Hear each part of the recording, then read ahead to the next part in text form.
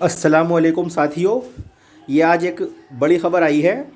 28 नवंबर 2021 को जो UP TET परीक्षा हुई है ये कैंसिल हो चुकी है, इसको रद्द कर दिया गया है। और वजह बताई जा रही है कि पेपर जो है वो लीक हो गया है। आइए, ये अमर उजाला की न्यूज़ हमारे सामने है। पहले इसको शॉर्ट में पढ़ते हैं। इसमें लिखते हैं, राज्य सरकार ने उत्तर प्रदेश शिक्षक पात्रता परीक्षा निरस्त की है।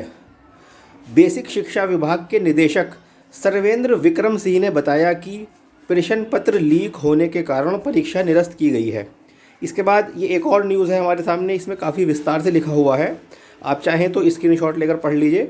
इसके बाद आज तक की न्यूज़ है, इसमें भी यही खबर है परीक्षा कैंसिल होने की। और यहाँ पर जो इम्पोर्टेंट खबर है वो जी न्यूज़ वालों ने भी दी है और इसमें ये भी बताया है कि इसके कब होने की उम्मीद है। आइए इसको पढ़ लेते हैं। लखनऊ उत्तर प्रदेश से बड़ी खबर आ रही है। यहाँ यूपी टेट की परीक्षा को निरस्त कर दिया गया है। आज रविवार को होने वाली परीक्षा से पहले ही गाज़ियाबाद, मथुरा और बुलंदशहर में पेपर व्हाट्सएप पर वायरल हो गया, जिसके बाद इसे निरस्त कर दिया गया है। बता दें कि यूपी एसटीएफ मामले की जांच कर रही है। निरस्त परीक्षा 1 महीने बाद कराई जाएगी, जिसके लिए अलग से कोई फ़ीस नहीं देनी होगी। तो यहाँ पर ये बात क्लियर हुई, एक तो कि जो परीक्षा निरस्त हुई है यूपी टेट की, उसकी वजह, उसका रीज़न जो है वो पेपर का लीक होना है। और दूसरी बात यह है कि पेपर लीक हुआ और व्हाट्सएप पर वायरल हुआ।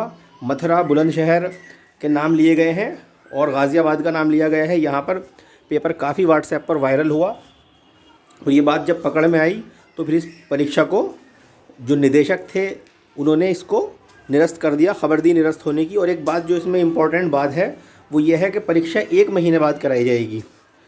1 महीने का वक्त, 1 महीने का समय और तैयारी के लिए जो है स्टूडेंट्स को मिल गया है। और एक अच्छी बात यह है कि इसके लिए कोई अलग से फ़ीस नहीं देनी होगी। तो अब 1 महीने के बाद परीक्षा होने की पूरी उम्मीद है और ये परीक्षा, जैसा कि हमने सुना, निरस्त हो गई है।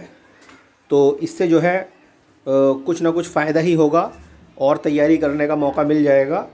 और जिन लोगों की अच्छी तैयारी थी तो जाहिर सी बात है कि उनके लिए ये एक दुख की खबर होगी, क्योंकि जो लोग तैयारी करके जाते हैं और फिर अच्छे से पेपर को हल करते हैं तो परीक्षा का निरस्त होना जो है उनको ठीक नहीं लगता।